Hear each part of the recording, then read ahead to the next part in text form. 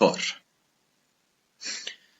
Par définition, un corps il est en équilibre total s'il vérifie les deux conditions d'équilibre. Tout d'abord, équilibre en translation, c'est-à-dire la somme des forces extérieures, doit être nulle, c'est-à-dire égale à 0. Et deuxièmement, l'équilibre de rotation, si la somme des moments des forces extérieures par rapport à un axe delta est nulle. Lorsqu'un corps vérifie les deux conditions d'équilibre, de translation et de rotation, alors on dit que ce corps il est en équilibre total ou bien tout simplement ce corps est en équilibre. Donc les deux conditions d'équilibre sont premièrement, équilibre de translation, lorsque la somme des forces extérieures agissant sur ce corps égale à 0, et équilibre de rotation, lorsque la somme des moments des forces extérieures par rapport à un axe delta égale à 0. Application. Dans la figure A, AB est une tige homogène de masse 40 grammes, de longueur AB égale à 30 cm, on a AO égale 10 cm. Question. Calculer la masse M2 et déterminer la direction et la norme de la réaction du support en haut. Donc, on a une tige AB, on a la longueur de la tige AB et on a la masse. On accroche au point A une masse M1 égale à 100 grammes et au point B on accroche une deuxième masse de valeur inconnue. On a à déterminer ou bien la valeur du masse M2. Donc calculer la masse M2 et déterminer la direction et la norme de la réaction du support en E. Aussi en plus, par donnée, considérez que la tige est en équilibre. Donc, on ajoute à cette donnée ou bien à cette donnée, la tige est en équilibre. C'est-à-dire, on considère que la tige AB est en équilibre, c'est-à-dire en équilibre total. Par suite, on peut appliquer la condition d'équilibre de translation, qui est la somme des forces extérieures égale à 0, et la condition d'équilibre, dans le cas de rotation, qui est la somme des moments des forces extérieures par rapport à un axe delta égale à 0, pour déterminer la masse M2 et la valeur de la réaction normale ou bien de la réaction du support représentée ici au point O. Tout d'abord, faisons l'inventaire des forces agissant sur la tige. On a au point A le poids P1 relatif à M1. En haut, c'est la réaction du support R. En J, c'est le poids de la tige, M fois G. Et en B, c'est le poids relatif à la masse M2, qui est égal à M2 fois G. Donc, on a quatre forces. P1, P2, P de la tige, poids de la tige, et la réaction du support en haut. Et on considère le sens trigonométrique comme sens positif de rotation, c'est-à-dire le sens positif est le sens opposé aux aiguilles d'une montre. Puisque la tige elle est en équilibre, donc on peut profiter soit de l'équilibre de rotation, soit de l'équilibre de translation. Tout d'abord, commençons par l'équilibre de rotation, c'est-à-dire la somme des moments des forces extérieures par rapport à l'axe passant par O égale à 0. Donc, moment de poids P1 plus moment du P2 plus moment du poids de la tige plus moment du R égale à 0. Tout d'abord, le moment de R est nul puisque R, la ligne d'action de la force R ou bien de la réaction du support, passe par ou bien rencontre l'axe de rotation, donc le moment est nul. Le moment du poids P1, tout d'abord il est positif puisque si on considère que P1 agit sur la tige tourne dans le sens positif, c'est-à-dire dans le sens opposé aux aiguilles de montre. Donc égal à plus P1, c'est-à-dire M1 fois G, multiplié par le bras du levier ou bien la distance qui sépare le poids P1 à l'axe de rotation, qui est ici représenté par la distance AO. De même pour P2, mais il faut prendre en considération que M2 ici, elle est inconnue. Et de même pour le poids de la tige qui est situé à une distance OJ par rapport à l'axe de rotation passant par O, le moment du poids de la tige est négatif puisqu'il entraîne la rotation de la tige dans le sens négatif. Et de même, le moment du poids P2 aussi il est négatif puisqu'il entraîne la rotation de la tige dans le sens négatif.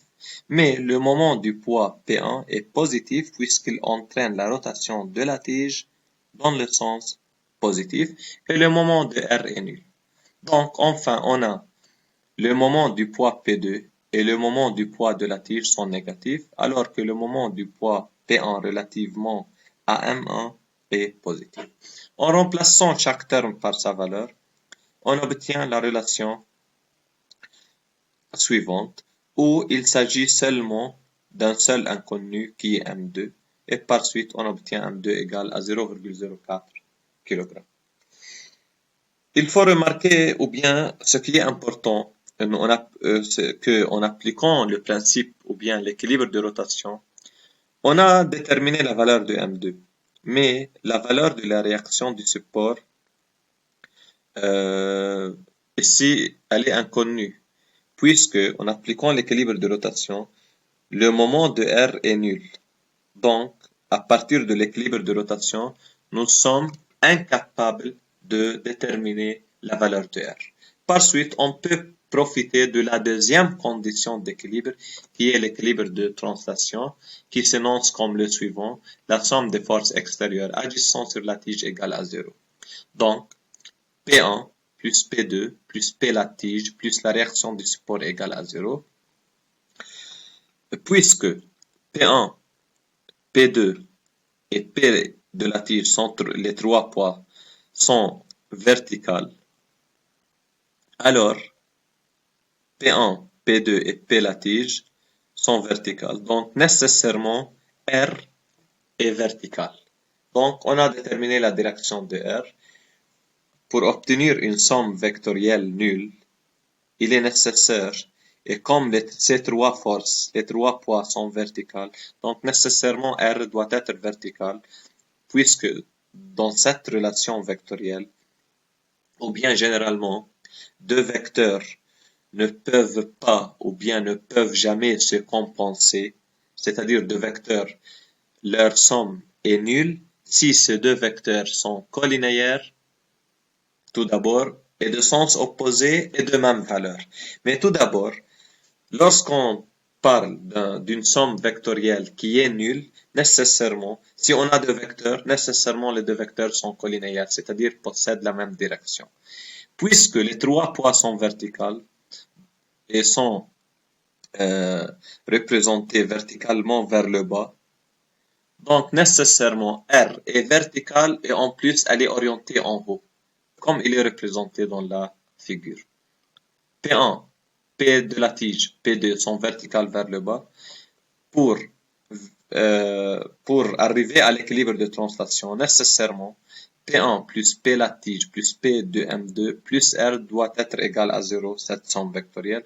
Donc, comme les trois poids sont verticales vers le bas, donc nécessairement R doit être vertical vers le haut. Donc, on a déterminé tout d'abord la direction de R qui est verticale. Maintenant, on va déterminer la valeur de R, c'est-à-dire la norme de la réaction du support en haut. En projetant cette relation vectorielle selon le sens de R, c'est-à-dire si on considère le sens de R qui est en haut comme sens positif, on remarque que les trois poids sont de sens opposé puisque R est orienté en haut, mais les trois poids sont orientés en bas. Donc les trois poids, lorsqu'on passe à la relation entre les normes, P1, P2 et P3 sont accompagnés avec un signe moins. Donc, moins P1, moins P2, moins P de la tige, plus R égale 0. Puisque R est le seul inconnu dans cette équation, donc connu à part et inconnu à part, on détermine R égale M1 plus M2 plus M multiplié par G. Et finalement, R égale A, après le remplacement ou bien la substitution numérique, on obtient finalement l'intensité de la réaction du support R égale à 1,8 newton. Maintenant, finalement, le dernier objectif de ce chapitre, c'est la deuxième loi de Newton en rotation. Nous savons que la deuxième loi de Newton en rotation s'énonce telle que la somme des forces extérieures agissant sur un corps égale au produit de la masse ou bien de sa masse par son accélération, ou tout simplement la deuxième loi de Newton en translation est telle que somme la force extérieure égale m fois. En rotation, la deuxième loi de Newton en rotation s'énonce comme le suivant. La somme des moments des forces extérieures par rapport à un axe delta égale à I fois θ seconde. Donc, égale au moment d'inertie I multiplié par l'accélération angulaire θ seconde. Application. Rotation d'une sphère. La figure ci-contre montre une sphère pleine homogène de masse m égale 250 g et de rayon petit r égale 10 cm, mobile autour d'un axe vertical delta, comme il est montré dans cette figure. Un fil enroulé selon un grand cercle de la sphère est tiré avec une force constante horizontale F d'intensité F égale 4 newtons. Donc, cette sphère, elle est mobile autour d'un axe de rotation delta passant par le centre de la sphère et on a enroulé sur la circonférence ou bien sur la périphérie de la sphère un fil et ce fil après il est tendu ou bien il est tendu par une force F constante de valeur 4 newtons. On donne le moment d'inertie de la sphère I égale 2 sur 5 masse de la sphère multipliée par son rayon au carré. Question. Étudier le mouvement de rotation de la sphère en absence des forces de frottement. C'est-à-dire on néglige n'importe quelle force de frottement ou bien on néglige aussi la résistance de l'air et ainsi de suite. On a à étudier le mouvement de rotation. Nous savons que pour étudier un mouvement, il faut déterminer son accélération.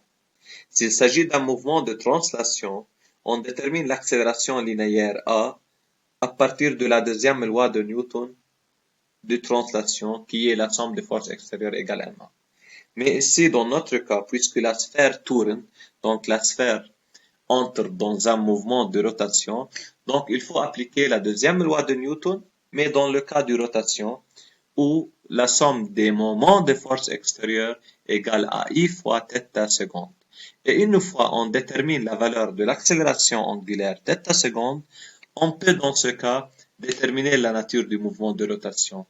Par exemple, s'il est un mouvement uniforme, c'est-à-dire qu'il se déroule avec une vitesse constante, ou bien un mouvement accéléré, si sa vitesse de rotation ou bien sa vitesse angulaire θ' augmente au cours du temps, ou bien un mouvement de rotation qui est décéléré ou bien ralenti ou bien retardé, si l'accélération angulaire ou bien sa vitesse angulaire θ' diminue au cours du temps.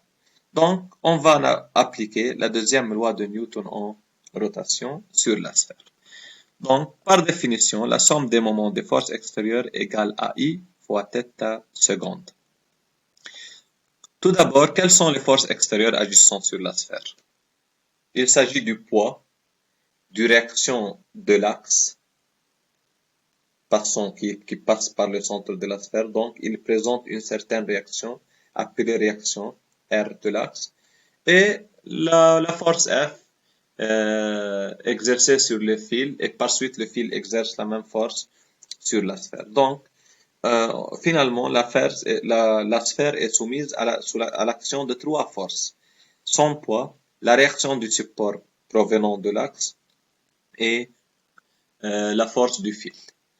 Donc, on va déterminer le moment du son poids, le moment de réaction de support et le moment de la force F égale au produit du moment d'inertie I fois l'accélération angulaire θ seconde.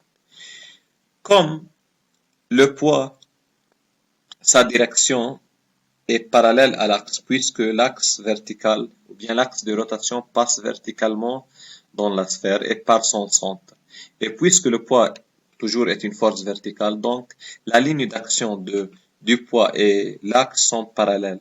Donc le moment du poids est nul. De même, la réaction R se représente ici. Elle est aussi de moment nul. Pourquoi? Puisque la ligne d'action de la réaction R rencontre l'axe. Donc aussi le moment égal à 0. Donc il nous reste le moment de la force F provenant du fil. Puisque le fil est enroulé sur la sphère, donc F est tangente extérieurement, si vous voulez, à la sphère. Par suite, si on va calculer le moment de la force F, la distance qu'on a besoin, ou bien le bras du levier, égale au rayon, puisque la force elle est tangente extérieurement à la sphère, ou bien elle est tangente à la sphère. Donc, et l'axe de rotation passe par le centre haut de la sphère. Donc la distance entre la tangente et le centre, c'est le rayon, puisque la tangente est perpendiculaire au rayon. Donc, le moment de F égale à plus F fois R, puisque si on revient à la figure, si on considère le sens positif représenté ici, F fait tourner la sphère dans le sens positif choisi, et par suite le moment de F est positif, donc plus F fois R égale à I fois θ seconde, et on remplace I par son expression, et finalement on détermine θ seconde d'accélération angulaire qui sera égale à 400 radians par seconde carrée. Puisque l'accélération angulaire est une constante positive, alors le mouvement de la sphère est un mouvement de rotation uniformément accéléré. C'est-à-dire la sphère part du repos et tourne avec une vitesse angulaire qui augmente au cours du temps. La variation de la vitesse angulaire au cours du temps, ou bien l'accélération angulaire, égale à 400 radians par seconde carré. Maintenant, on va faire une application sur le moment d'un couple. Si on considère une tige homogène, AB, de longueur L, et peut tourner dans un plan horizontal autour d'un axe vertical passant par son milieu O, comme il est représenté dans la figure 10,32. C'est la tige AB, c'est l'axe de rotation passant par O verticalement, la tige est horizontale.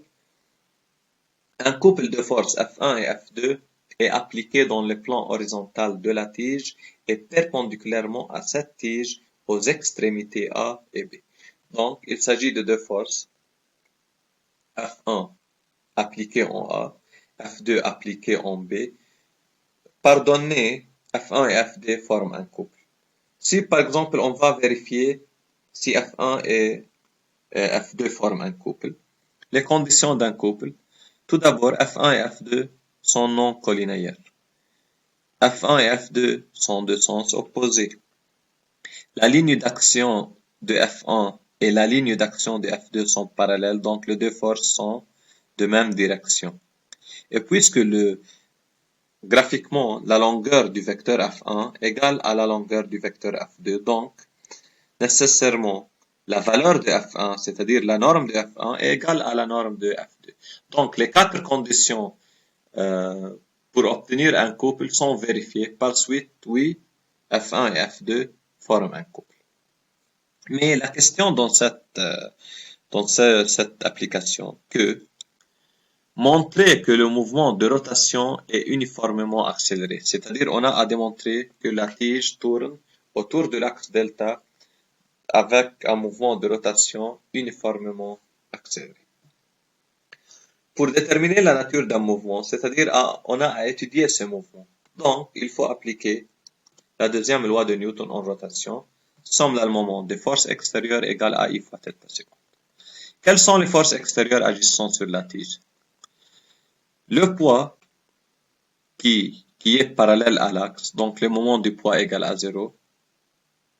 La réaction du support, ou bien la réaction de l'axe, aussi, elle rencontre l'axe de rotation, donc le moment de R aussi égale à 0.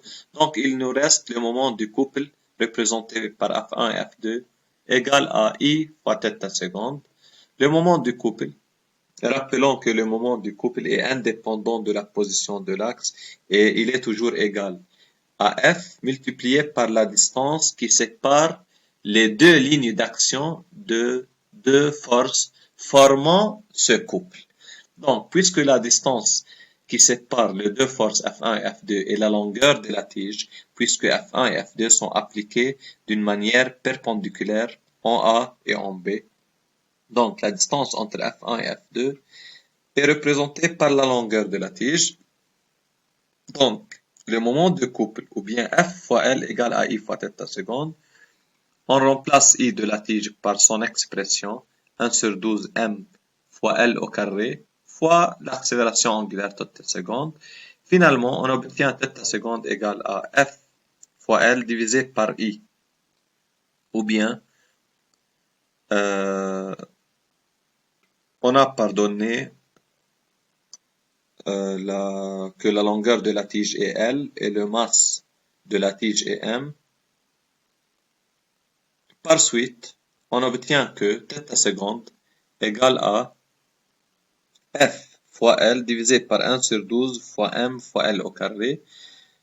Si on simplifie par L et 12 passe au numérateur, on obtient finalement θ seconde égale à 12F divisé par ML.